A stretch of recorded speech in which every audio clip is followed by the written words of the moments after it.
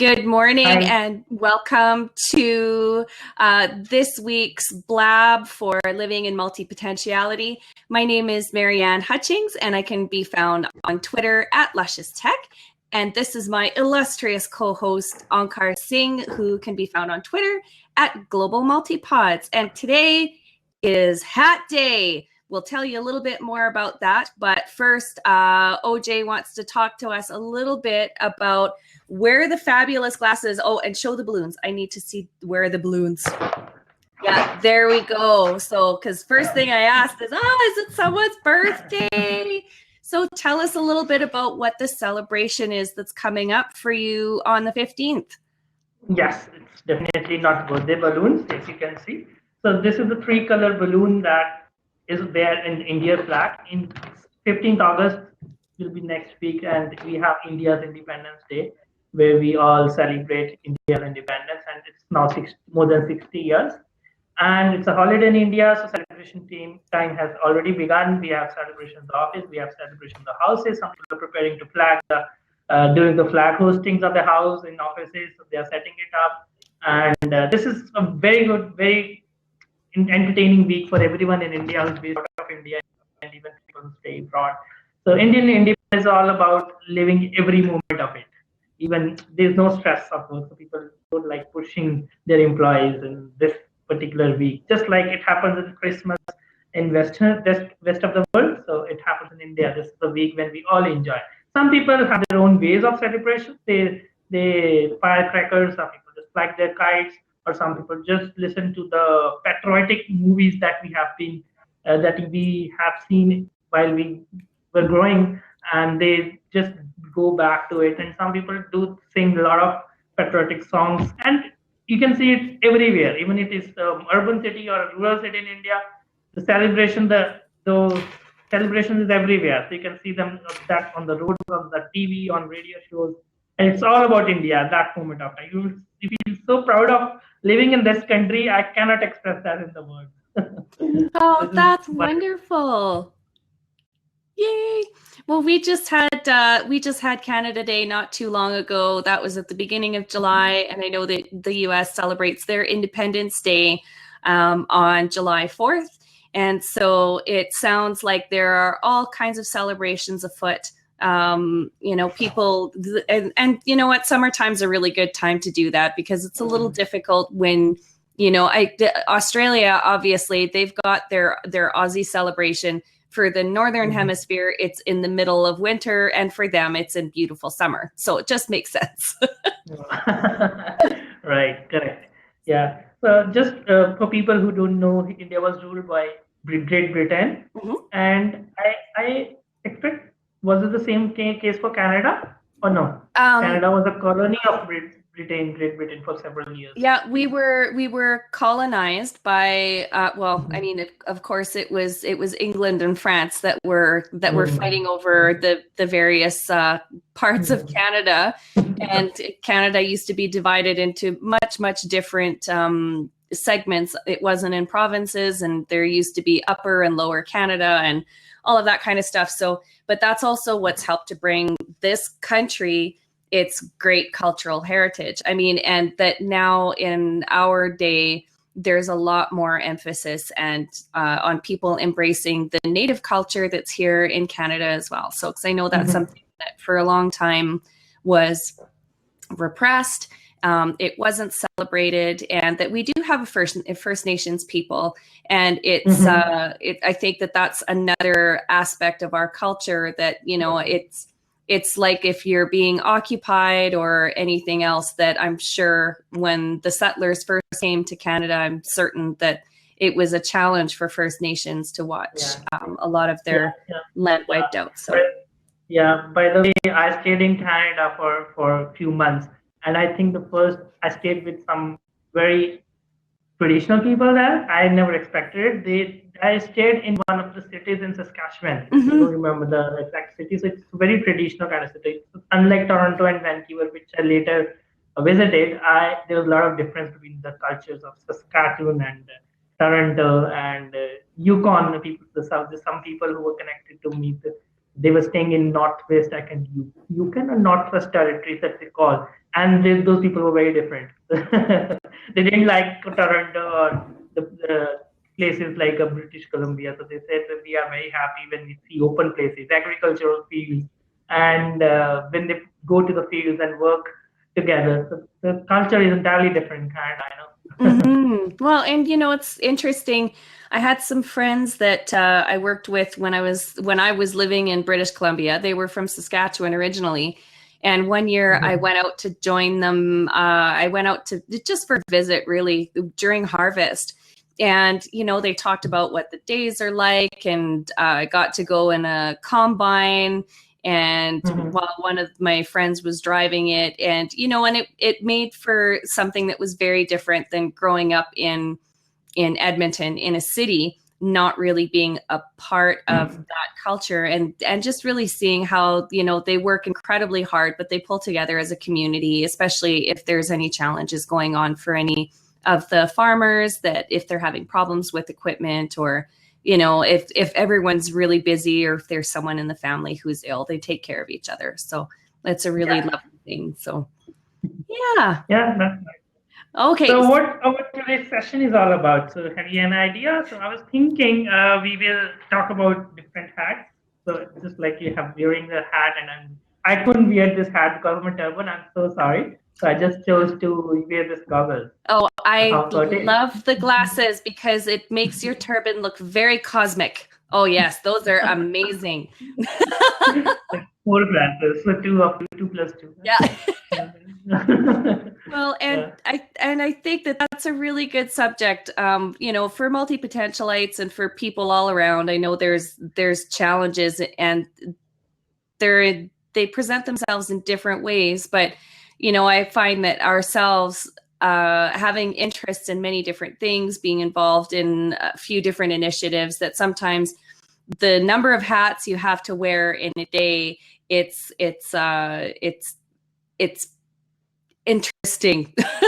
Don't mean to stutter there, but you go everywhere from, I know in my life personally, I wear the hat of parent, which a lot of people do. I also wear the hat of a graphic designer and artist and web designer. And I also am a writer, and I like to design things other than websites and graphics. So, it's still kind of in the same vein, but there's also that part of me that's very curious about science, and that because of some of the challenges I have with my health, I'm also a researcher in my own right, and I'm also joining another group that's helping to raise awareness about chronic fatigue syndrome, and myalgic encephalomyelitis is actually the full proper name. And so I'm going to be joining. It's an educational initiative that's happening through our local healthcare in the province, where they want to see if the specialist in Calgary can, with a panel of other people, develop a class that would educate people about ME/CFS. So, and it's interesting because I don't necessarily have ME/CFS, because we're still waiting for the diagnosis of Ehlers-Danlos, which is what we think it is. But, that's a whole other subject for a different day. But suffice it to say that I still experience exactly the same symptomology that someone who has ME and CFS. So it's a cause that's very near and dear to my heart. And I just want to spread awareness. So that's where the teacher, sharer, trainer, and someone who has, put courses together before and done some adult facilitation, that's where I'm bringing on I'm kind of taking that hat and I'm dusting it off a little bit, because I haven't worn that hat too much for a while, other than when I'm helping my clients and teaching them something new. So, but, these are all parts of who I am, and it's not something that I shy away from, because that's what makes my life interesting for me. It's having those multiple facets and those different different things that I'm involved in. So how about you? Talk to me about your hats that you wear. Yeah, I'm so happy with some of the hats that we share. Actually, you'll be surprised to know.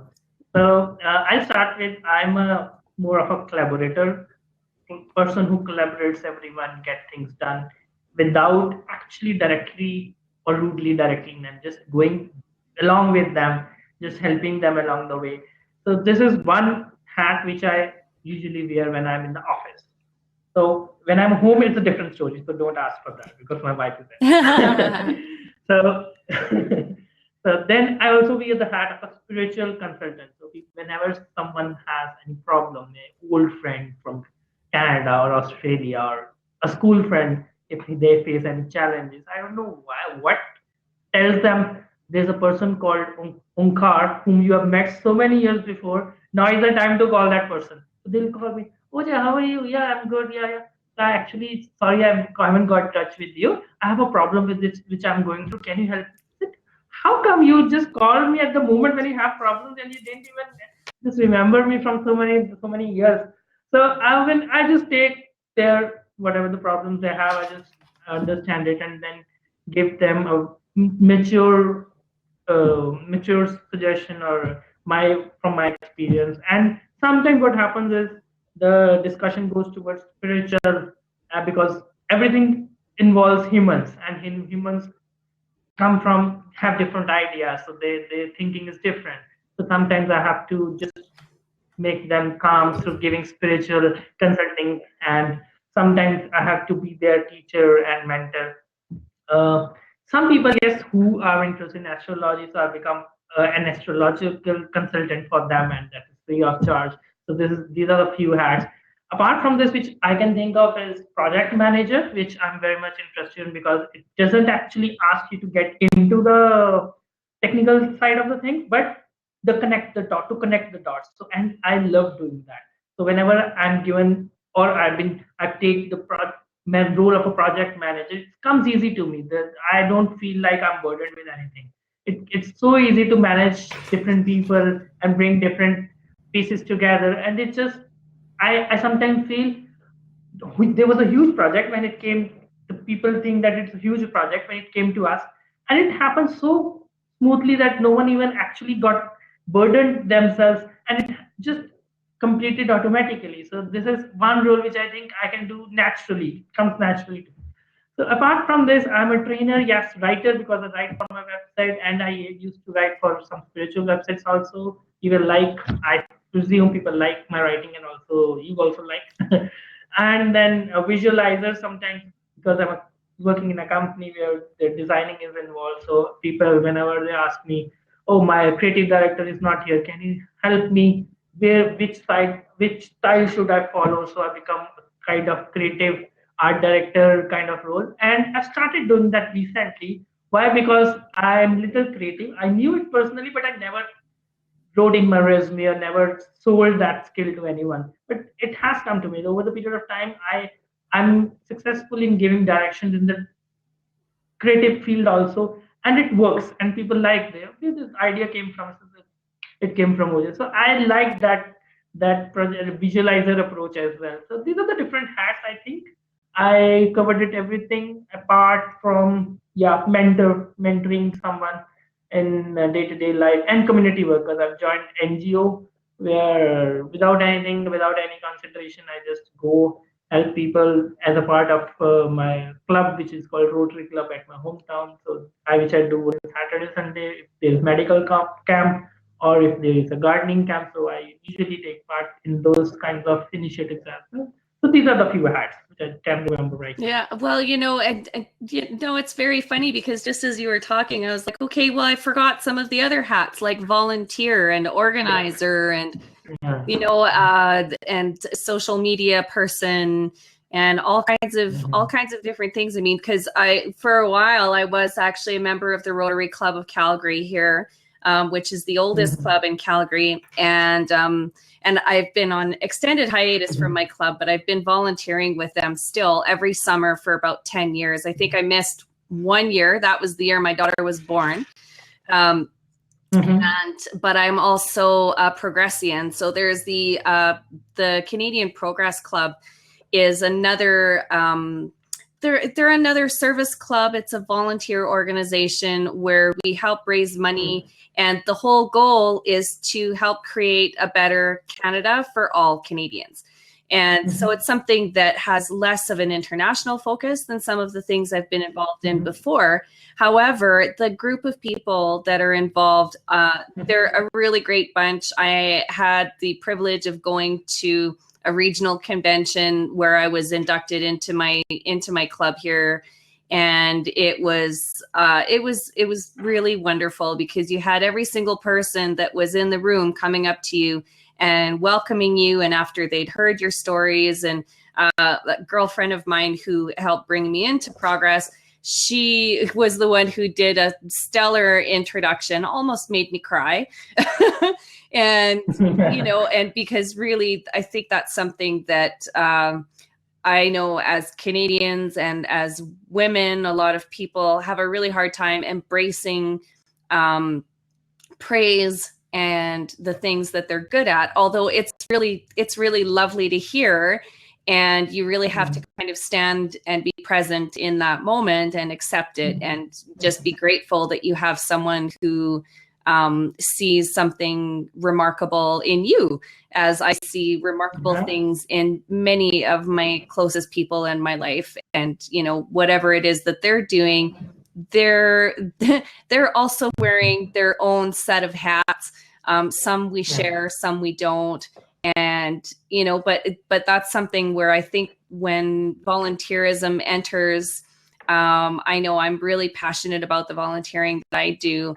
And I know that with most Rotarians, it's something that it becomes a lifelong pursuit, and that you can be involved in something that's bigger than yourself. And I know at some point I will probably return to Rotary because I love my Rotarians. I think that they're an amazing group of people, as much as I love my Progressians as well. I should say there's equal love going out to both groups, and so many other organizations that are really committed to doing things for, on a global or on a national scale, and then that they still have initiatives that are tied to something local as well, to make sure they're helping people that are around. So yeah.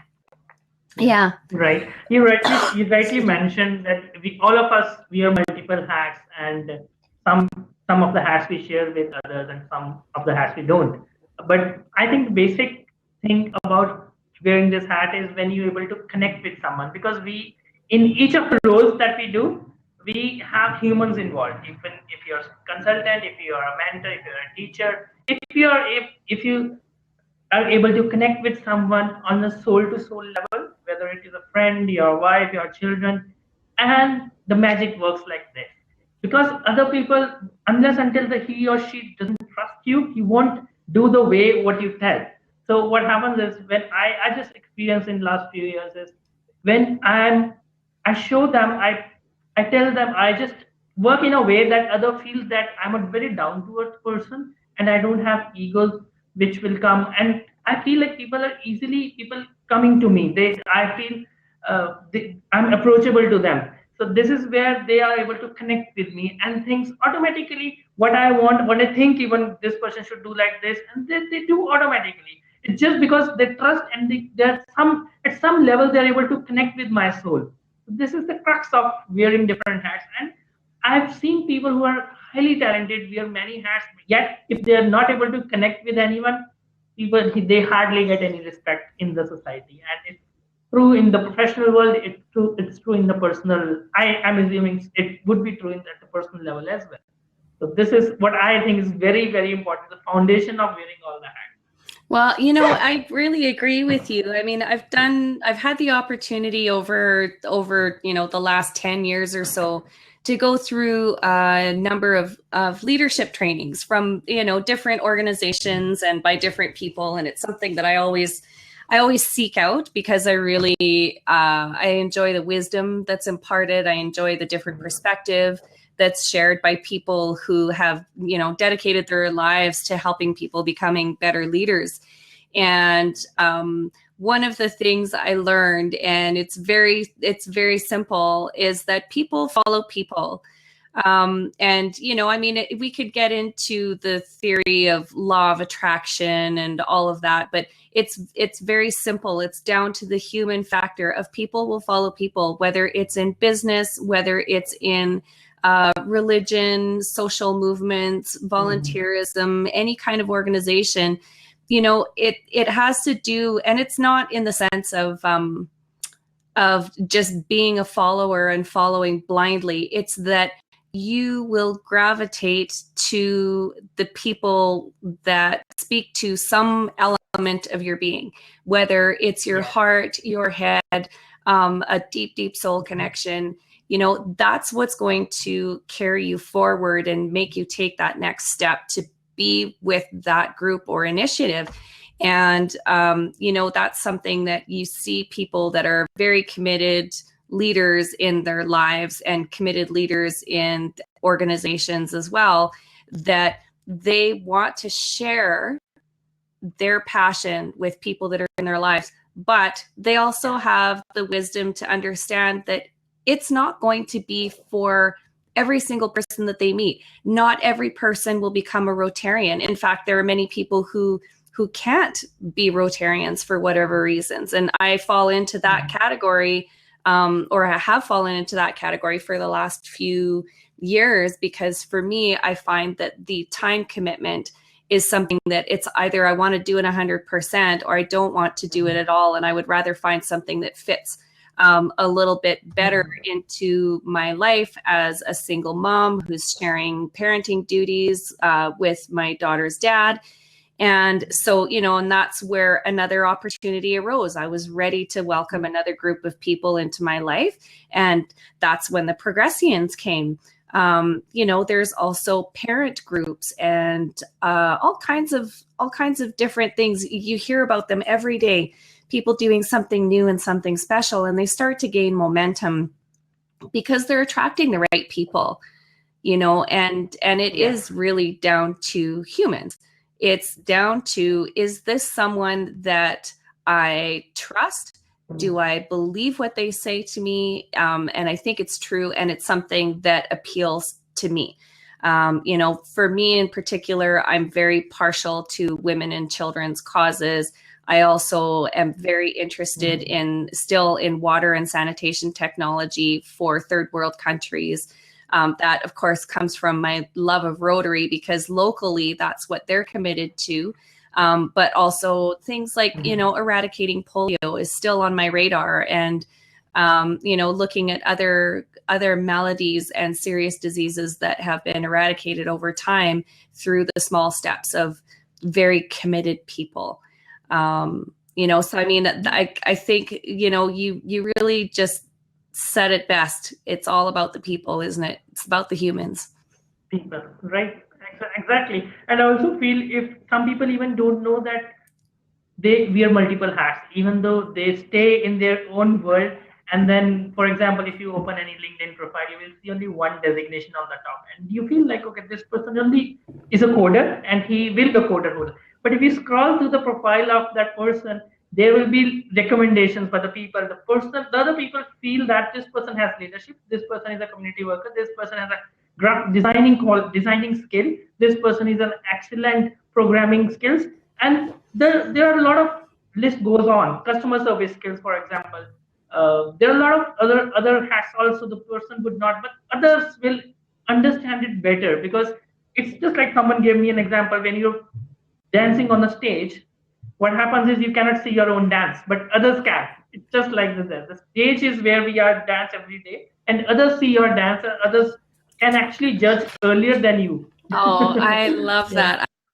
I'm actually just going to tweet out the last 30 seconds. So keep talking, because a person's entirely unique. All right. So I should tell about these balloons more.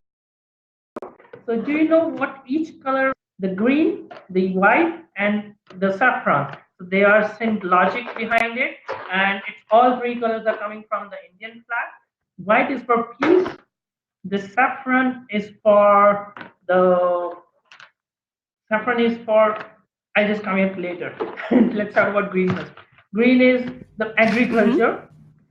White, as I said, is peace, and saffron is the higher living in a high standards in their own in as with the high moral character. So this is what saffron stands for. So this was decided long before, and these colors are still being taught in the schools when we used to study. So this is all about Indian flag. Oh, that's amazing. And multipotential, yeah.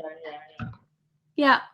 Yeah. So and multipotentialites also have different hats. So I'm giving one color to each of the roles. For example, green, let's say is for agriculture. So let's see, like I have at least three flags. So for example, if I am a project manager, so I will give role the best weightage to one role. Then after that it comes to community worker. Then comes the writer, because my core is not writing. I cannot write all the 24 hours, but I can project manage. So it's different for everyone. I hope you can also associate yourself with different levels of the hats that you wear. Oh, absolutely.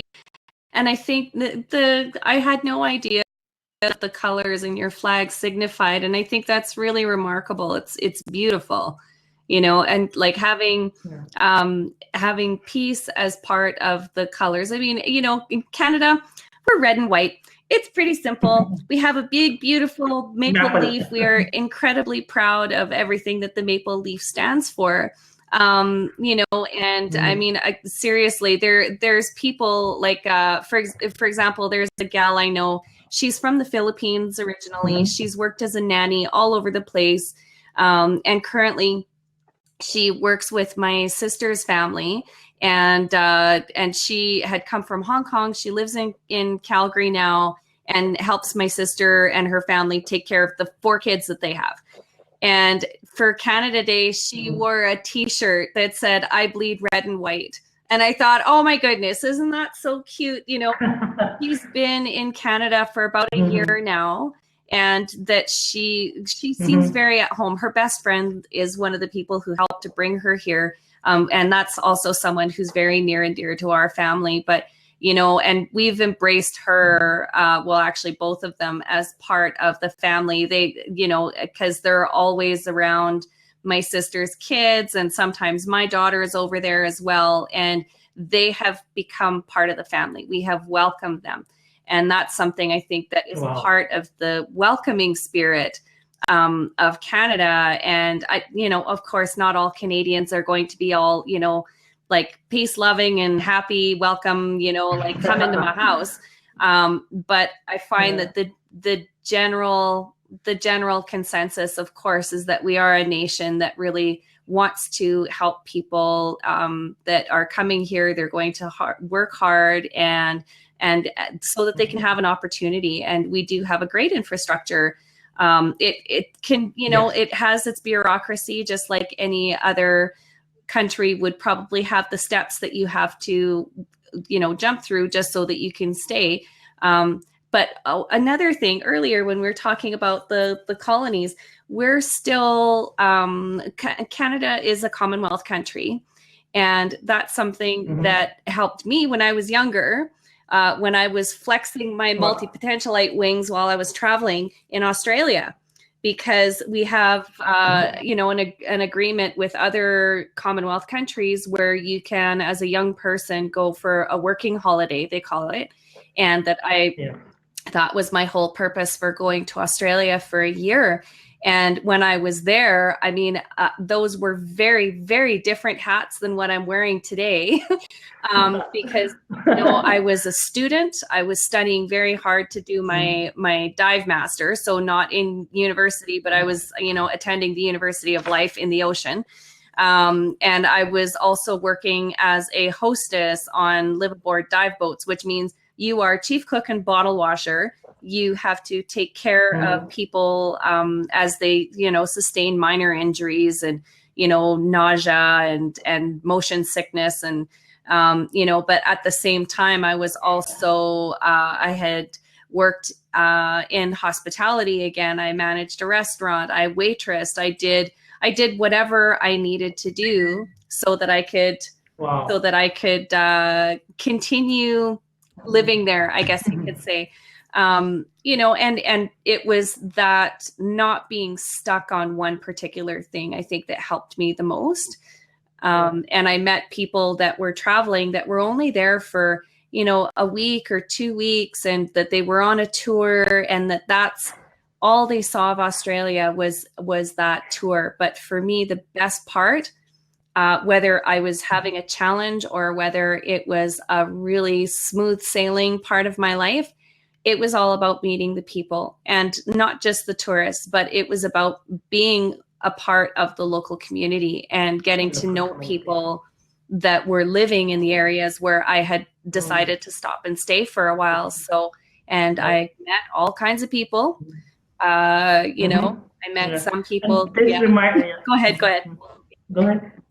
And this reminds to a very good point. When I was in Canada for 4 years, from 2007 to 2011, I started participating in other religions gathering. For example, on every Fridays, I used to go to masjid, which I never did in India.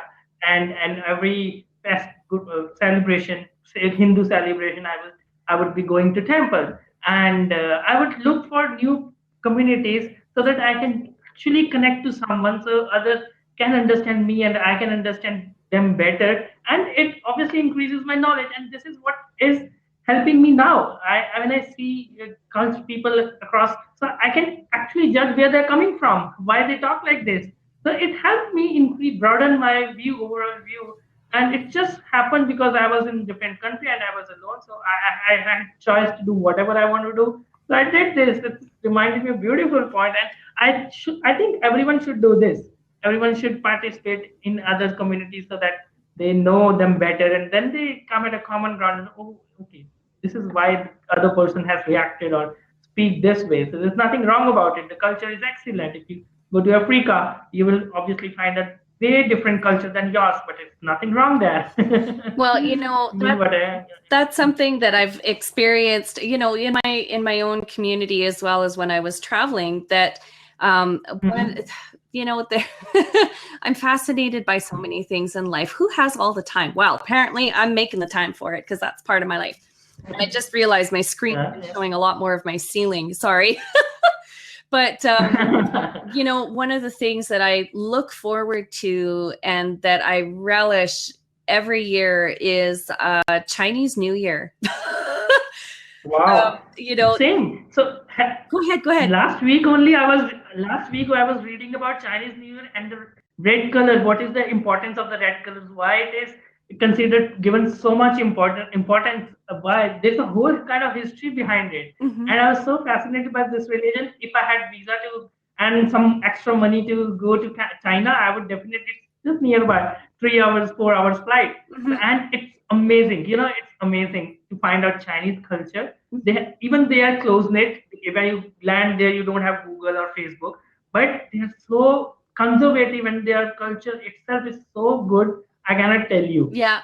Well, and I completely agree. You know, luckily for me, I've got some friends. You know, I've had various friends over the years that were Chinese, but there's a good friend of mine that he is part of the it's the Sinlock Society, which is a Canadian Chinese cultural society. So it was founded many, many years ago here in Calgary, and that it's helping to preserve the culture for Chinese Canadians, and, you know, and also giving reasons for the community to get together, and that they have been involved in massive initiatives. They've built parks around the city. They're helping with the East Village revitalization in our city, because the East Village in Calgary, it's part of downtown, and it's been neglected, and it was at one point fairly industrial, and